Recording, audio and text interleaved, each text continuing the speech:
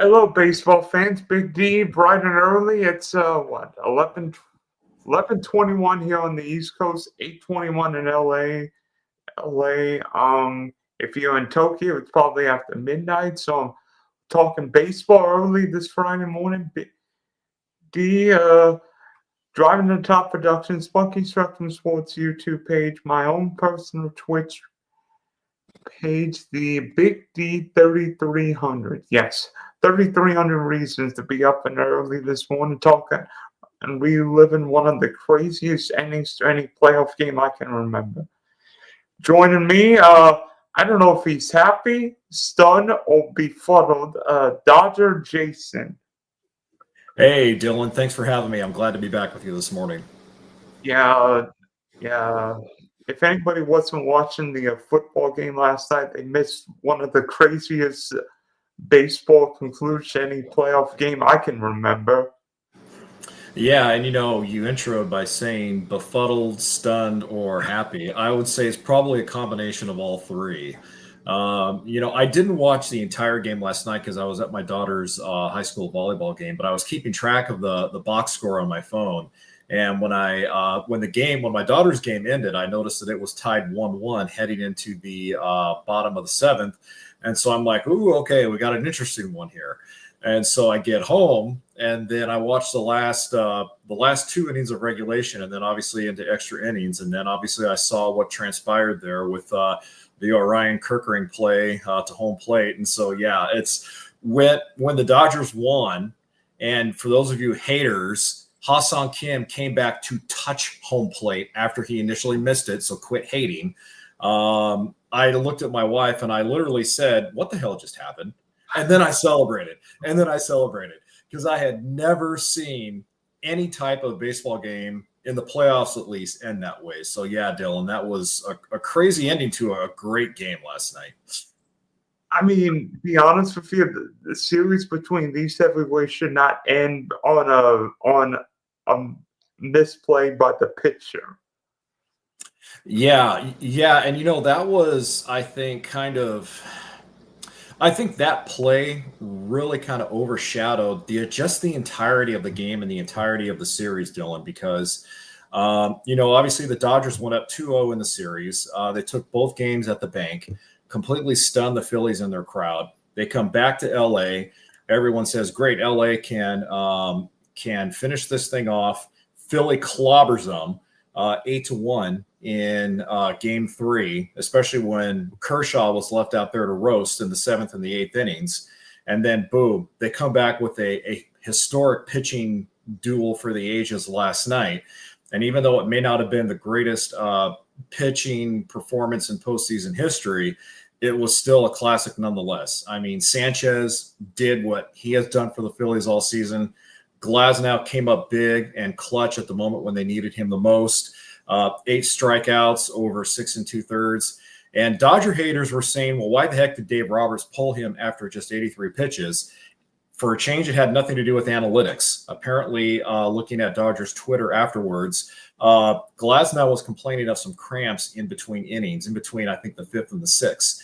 And so that's why Doc pulled him early. But aside from that, Glasnow was spectacular. Sanchez was spectacular. And it was just a great game that was, again, overshadowed by that one mishap by Orion Kirkering. Yeah, I mean, going into the game last night, obviously, we know what happened in Game 3. I think Kyle Schwarber's home run is flying around Southern California now. Yeah, he smacked it all the way to Arcadia, man. I was impressed with that home run. You mean Arcadia, California, or Arcadia, Florida? No, I mean Arcadia, California, which is in LA County. It's a suburb, but yeah, when I saw him hit that home run the other night, Dylan, I was just, Schwarber, are you kidding me? And I know the guy has power. We all know that. He does one of two things really well. He hits home runs or he strikes out. But that was literally, I think, had to be one of the longest hit home runs in Dodger Stadium history, right next to Willie Stargell and Shohei Ohtani and Mike Piazza's home runs. So, yeah, it was crazy. Yeah, and then Kershaw, I don't know about you, but it almost felt like Kershaw was the sacrificial lamb in Game 3. Well, he kind of had to be because at that point the Dodgers were trailing, and I mean, if you just play the numbers, Dylan, if you play the game of common sense, trailing in the game at that time, I think it was 4-1 or 5-1 by the time they brought in Kershaw. Obviously, Dave Rock, 3-1. Thank you.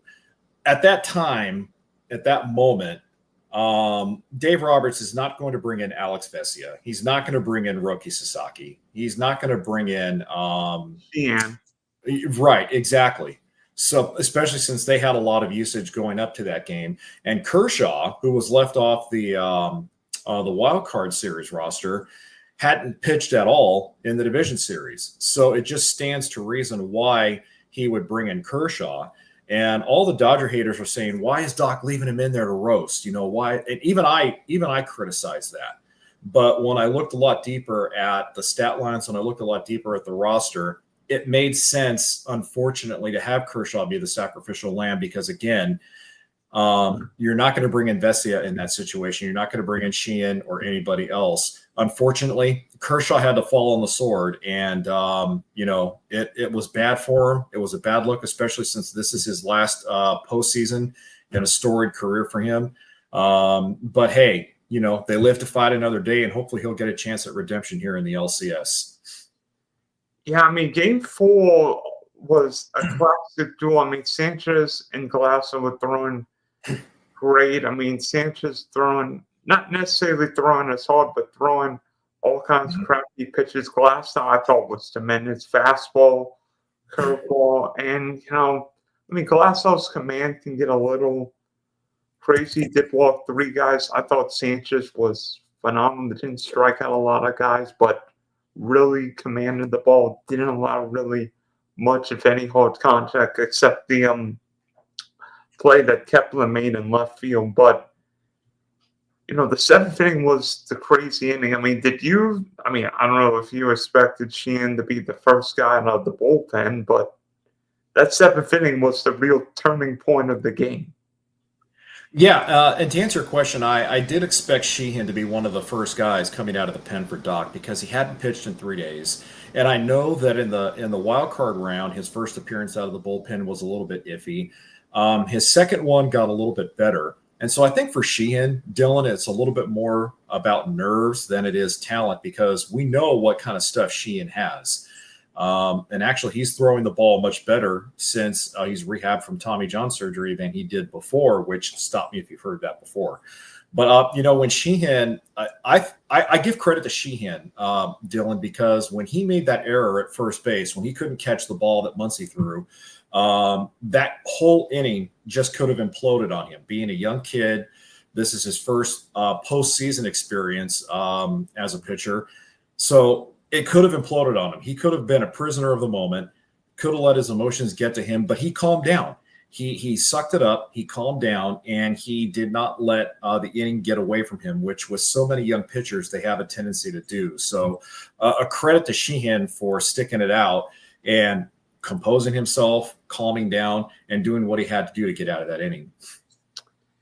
Yeah, that was and then he gave up the double to Castellanos, but then he got Stott and Turner out, so limited the damage. And then top of the 7th, Will Smith started by grounding out. And then the turning point may have been when I think there was a questionable 2-2 pitch Alex call, which if you looked at the box, it looked like could have been a strike, could not have been a strike. Dodgers got the call. The next pitch is a walk, and then the wheels on the bus started going. Yeah, and you know what? That's kind of been one of the prevailing themes of that, or was one of the prevailing themes of that series, was a lot of the calls that didn't go the way they should have for both teams. And pretty much like every other team in Major League Baseball this season and through the postseason, you've seen a lot of calls, good calls that have been missed, a lot of bad calls that have been made. Either or, you say potato, I say potato. But yeah, you're right. That one missed strike call there on Alex Call, that did kind of, while that was not entirely the momentum shifter, it did change the complexion of the game as far as giving LA some extra outs to work with and an extra at-bat to work with. And then Kike Hernandez got a base hit. Why is Kike Hernandez in every rally? Kike may not start every game, but Dodgers can't take out Kike in October. No, you're right. They can't. And, it's honestly, Dylan, that's one of the great things about baseball is Kike Hernandez is just one of those players you can't explain. I mean, the guy swings a fungo bat during the regular season, but for some reason he comes up big in October. I mean, he has the third most home runs in his career in October of any player in the history of the game. I mean, you put Reggie Jackson in front of him and a couple of other guys, and he's right up there among the best. So Kike just happens to be one of those guys who just knows when to step up and when to produce in the big moments. And even back in the wild card series, even though he didn't hit any home runs in that series against Cincinnati, he came up with a lot of clutch hits. He came up with some great two-strike hitting. He kept innings alive because of his aggressive hitting, and he was more selective at the plate. So it's the small stuff like that that determines how far you advance in October. And Kike so far has done a good job of it. Yeah, and so then the Phillies brought in Duran. Yeah. Baja's grounding out. Phillies walked Ohtani intentionally. Yeah. Even though Ohtani's didn't have a great LDS, Mm-hmm. I think you have to walk Ohtani there, right? You know what? Yeah, you do. I think you have to treat him much in the same way that you have to treat Kyle Schwarber, because if the roles were reversed and the Phillies were up in that situation, I am pretty sure that Dave would have elected to walk Kyle Schwarber. But obviously, with the roles being reversed, something else happened. But you're right. Shohei only had one hit in that entire division series, and that was back in Game 2 when he had a short little single to right field with 2 outs in the bottom of the 7th inning, I think it was. So while Shohei didn't produce much, it's still the respect game, and you still have to respect the power. You still have to respect the fact that at any time, just one hit off the bat can get Shohei hot. So you're right about that. And then Mookie Betts grinding just like he always does. Eventually on a walk, tied the game, and then neither team not only scored until the 11th. There wasn't a big opportunity. Mm-hmm. Well, yeah. Both teams went down 1-2-3 in the 8th, 1-2-3 in the 9th, Mm-hmm. and 1-2-3 in the 10th. So the bullpens did their job. Roy Suzuki turning into Jay Howe from 1988. That's a name from the past. Or Mike Moore from 1974. Yeah, it's really ironic with Roki Sasaki, because when the Dodgers signed him to really a minuscule deal, they only signed him to a $6 million deal coming out of Japan. They obviously had visions of him being a fireballing starter, and he had all the problems with his control and his command earlier this season. The shoulder injury shelved him for almost 3-4 months of the regular season. They sent him down to AAA, have him spend an entire month and a half down there, refining his mechanics and everything. They bring him back up, and they tell him, okay, we need you in the bullpen. Let's see what you can do. And we've seen what he's done so far. And it's been one of those things, Dylan, where I think, whether they may want to admit it or not, I think the Dodgers have found their closer, not only for the postseason, but for next season as well. It's just the job of Chamberlain. We accidentally found a relief face. It could be. And the great thing about this too is that Roki has openly embraced this. When Dave Roberts and Andrew Friedman went up to him and said, hey, we need you to be in the bullpen, Roki didn't give any pushback. He didn't let ego get in the way. He said, okay, if you guys need me to be in the bullpen, I will do whatever you need me to do. So credit to him for openly accepting the position and embracing it as well. And right now we've seen him make these hitters look like a bunch of Cal Ripken 12 and under hitters, just blazing the fastball, the breaking ball, which comes in at high 80s, low 90s. He just has a lot of confidence right now, and that's that really is suiting him a lot more than the stuff he's coming out of the pen with right now. Yeah, I mean, Sasaki threw 3 innings, and I'm not sure the Phillies got anything off. Yeah, Yeah. a couple guys. That was domination. Yeah, it was. And it's not like he's just getting swings and misses, Dylan. He's getting swings and misses, as in these hitters are so far behind in their swings when they try and hit his pitches that by the time they hit the catcher's mitt, they're still swinging their bat. So that tells you right now that his stuff is lively. It's coming in fast. He's obviously showing no ill effects from the shoulder surgery or the rehab, which is great. So, and the Phillies lineup is much different than the Reds lineup. I mean, they obviously have better hitters in their lineup than Cincinnati does. So that was a true test for him to get through some of the meat of the Phillies lineup throughout this entire series. Yeah, so the 11th inning comes. Vesia came in. He got Schwarber out, the ground out, over the walk, bomb hit a line in the center, and then Bader struck out after a wild pitch, and then I think Jesus Luzardo was in the game. Freddie struck out. Then Edmund got a base hit. Kim, of course, ran for Edmund because Edmund's been dealing with that bum ankle. And Will Smith lined out to Kepler, who was the center fielder, because the Phillies pinch hit Bader, and then Kepler went to center. Muncy got another hit. Surprise, Max Muncy's in another rally. And then Kerkering came in. Kike walked. And then maybe one of the craziest series enders in my lifetime, certainly your lifetime. Talk about the play, bases loaded, 2 outs, where Kerkering was on air alert. Yeah. So in assessing that play, a number of things happened on this one. First, Paz obviously had the broken bat hit. And right away, I could tell just by looking at him that Kerkering's first inclination was to go to home plate and get the lead runner rather than go to first. And you can see JT Realmuto, the Phillies catcher, gesturing to first base, trying to tell Kerkering, hey, we have 2 outs. You don't need to make the play here. Go to first. That's your easy out. When baseball players and teams practice that play in spring training, that's what they're taught to do, is go for the easy out, which in that situation is at first base. And again, there were 2 outs.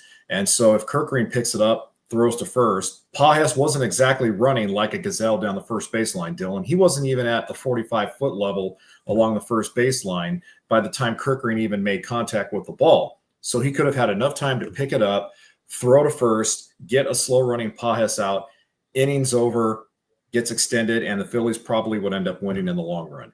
But I think with Kerkering being a prisoner of the moment there, he obviously was thinking, look, if we lose this game, we lose this series, I probably stand a better chance of getting the lead runner coming in from third, which is the eventual winning run. And so it was one of those situations where he was thinking about the play before he made the play. And that's what caused him to not only bobble the ball, but throw it errantly wide left of JT Realmuto.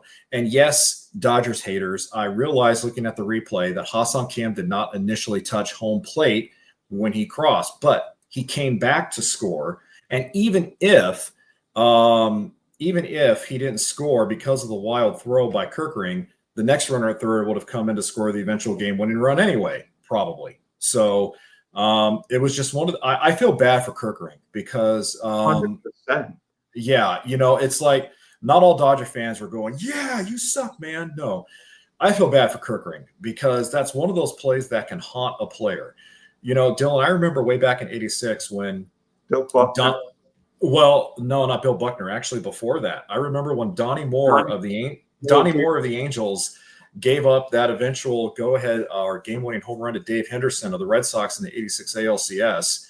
Donnie Moore never lived that home run down, and eventually, unfortunately, he committed suicide because he lived with that failure the rest of his life. Now, I'm not saying Kerkering is going to do that. I hope he does not. what I'm trying to illustrate is that plays like that haunt players mentally. And I give credit to the Dodgers organization because they came out and they tipped their caps to Kerkering and the Phillies. In fact, I read on Dodgers Twitter last night, Dylan, where Mookie Betts and Dave Roberts and Freddie all went into the Phillies clubhouse after the game and shook hands with Rob Thompson, the manager, and Kerkering and some of the other players, just to let them know, hey, that was a great game, a great series. So that's a lot of class. That took a lot of class to do. And Kerkering is a good young pitcher who I hope will learn from this and not let it affect him because he has a good career in front of him. Unfortunately, he just happened to make that one play that determined the outcome of the game. You know, guys have made errors in big moments. Unfortunately, Kerkering's error was in the biggest moments where, I don't know about you. Did Kerkering think there was only one out?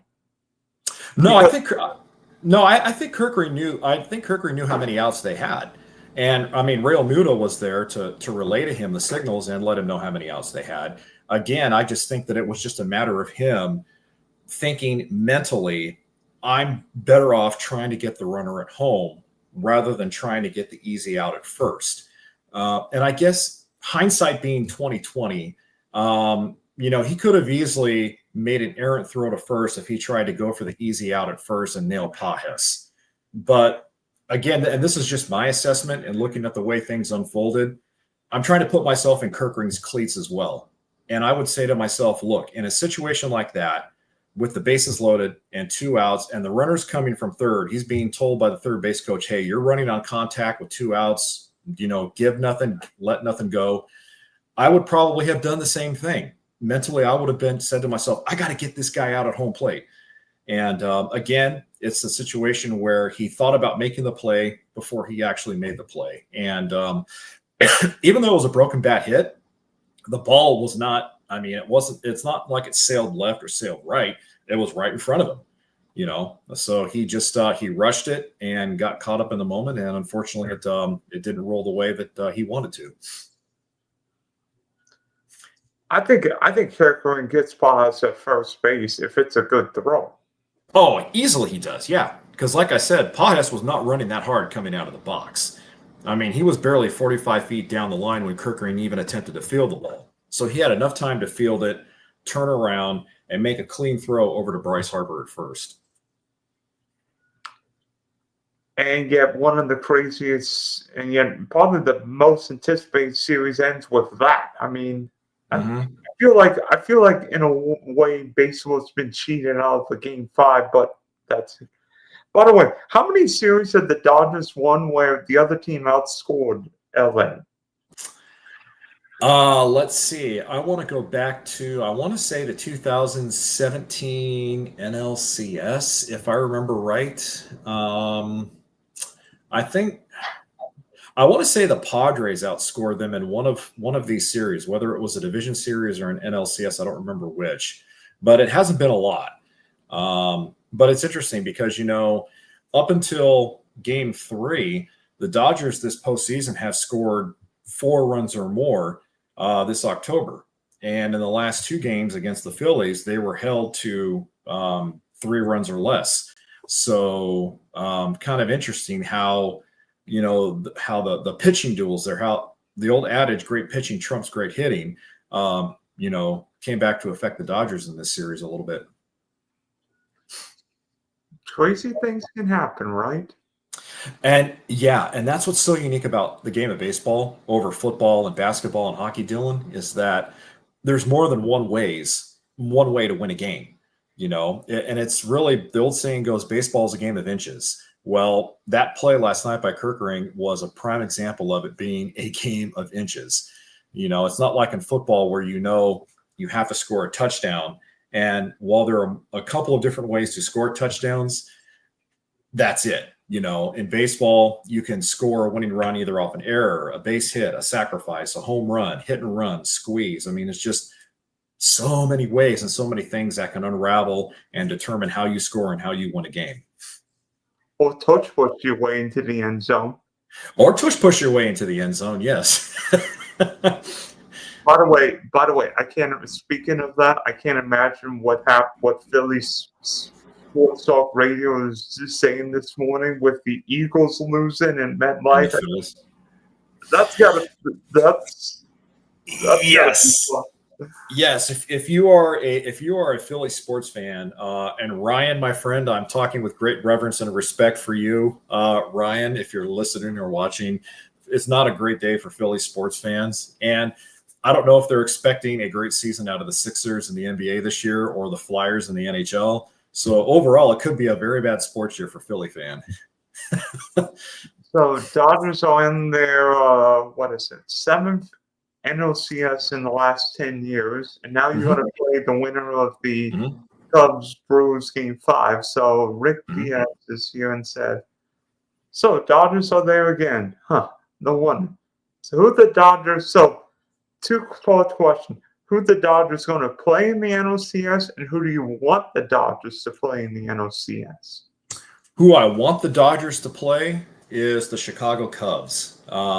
We played the Milwaukee Brewers in the regular season, and we went 0-8 against the Brew Crew. Yes, and I'll tell you why they went 0-8 against the Brew Crew in a little bit. Defense play?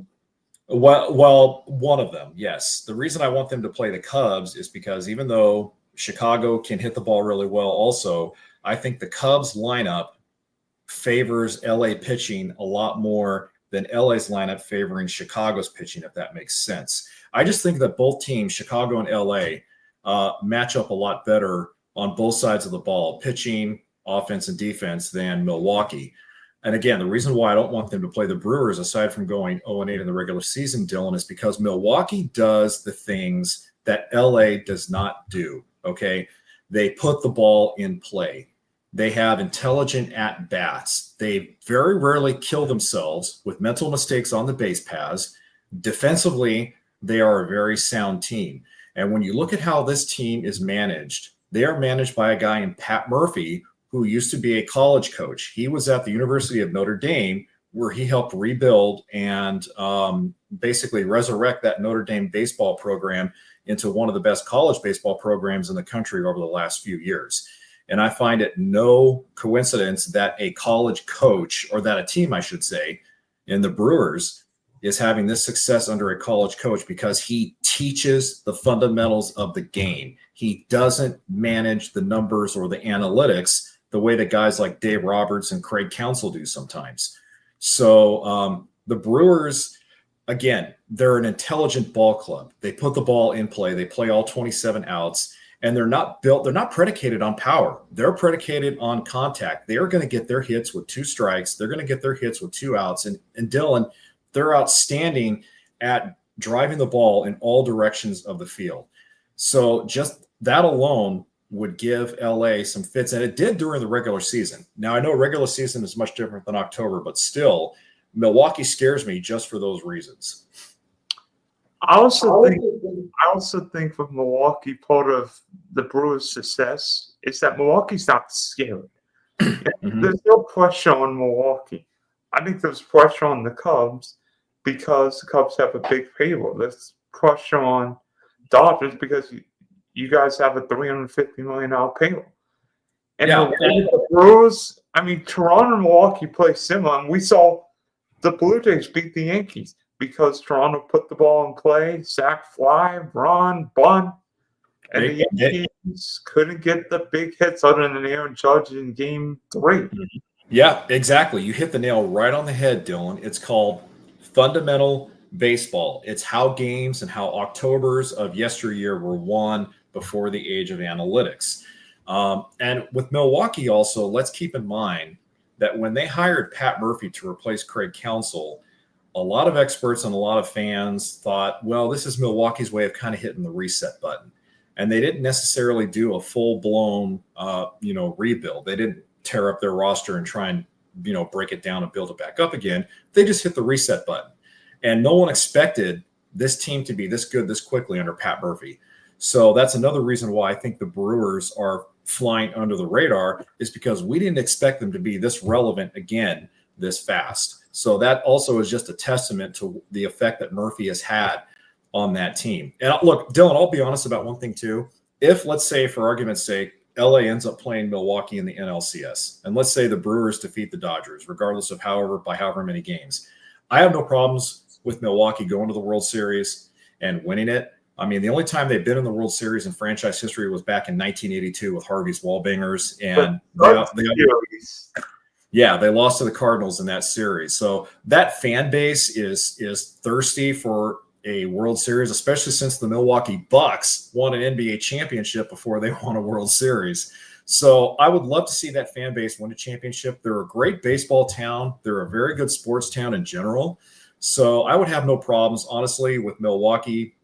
I can't believe I'm saying this. I have no problems with Milwaukee beating LA and winning the World Series, because overall, I'm just a baseball fan in general. And I think it would be good for baseball to see a team like Milwaukee or even Toronto win the World Series. They're in Seattle, for heaven's sake, if the Mariners somehow survive tonight. Yeah, Seattle, the last time they were at this stage of the season was back in 2001, and we all know what happened that season. So, and the Mariners are the only team in Major League Baseball history to never appear in a World Series. Forget about winning. They're the only franchise to never appear in a World Series. So what I said about Milwaukee stands for Seattle fans. I'd love to see Seattle. Plus, the Milwaukee Brewers used to be the Seattle Pilots. Good historical note. Yes, they were the Seattle Pilots for one season under the infamous manager Joe Schultz, until they obviously packed up after their only season and then headed off to Milwaukee and became the Brewers. So good historical note there.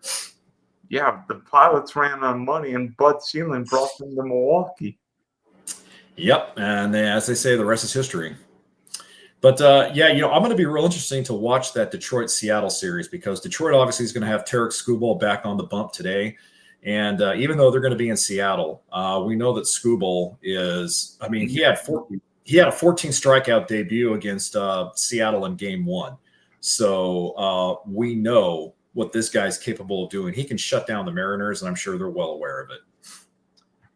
Yeah, do you expect any roster changes for the NLCS? Is there a chance that maybe a Michael Kopech is ready to rumble?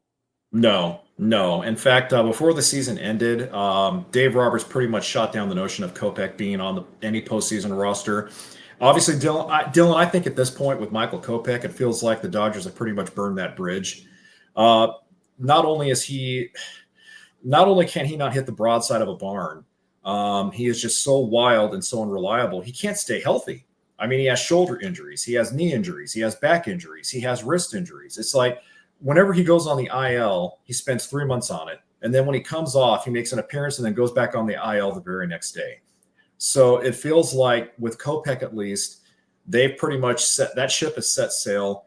He won't be in LA next season, I can tell you that. But as far as being on the postseason roster, there are no plans to put him on it, at least that I've heard. By the way, I got a trivia question for you. You know how many RBIs Bryce Harper told in the NLDS against the Dodgers? I am going to say 0. Yeah, none. That's a problem for the Phillies.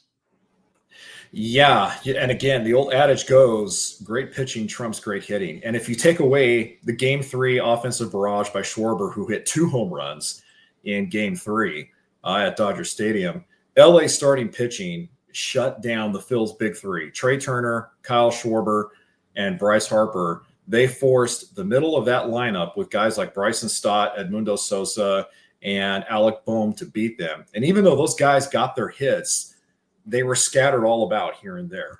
They weren't big clutch hits. And it's weird, Dylan, because, it's ironic in a way. Last season, the Dodgers made their run to the World Series because their starting pitching was in disarray, in complete shambles. The bullpen rode them all the way to the World Series. And now the other way around. Exactly. This year, the bullpen is in shambles, and the starting pitching has just been phenomenal. Even I've been amazed at how dominant their starters have been.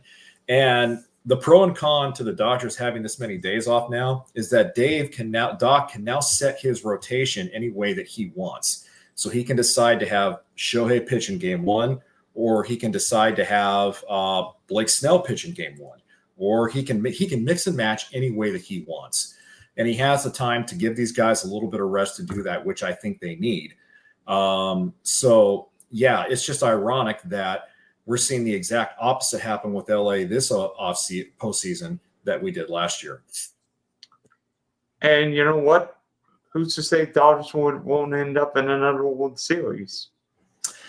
It very well could happen. It's either Chicago or Milwaukee is going to pose some issues for them. Every team that gets into October does, because you're playing the best of the best. But yeah, I mean, they very well could. They're playing with a lot of excitement right now. And before they lost to Philly in Game 3, they had won 9 games in a row, dating back to that Arizona series during the last week of the regular season. So again, they got hot at the right time. And even though they lost Game 3, they still have a lot of confidence. They still have the mojo, and they're still going to ride that, hopefully, all the way to another World Series. All right, thanks for hopping on, and wish you Dodgers well starting the NLCS Monday evening. Yep, I definitely will. I'm going to be excited for it, and regardless of how they do, still proud that they got this far. Because earlier during the regular season, I even said, "Hey, remember when I made the bold prediction? Dodgers are out of it. We're toast. We are not going to make the postseason. We're going to be 10 games under 500 by August." But they proved me wrong. I'm glad they did. Call me a fair weather fan. I don't give a shit.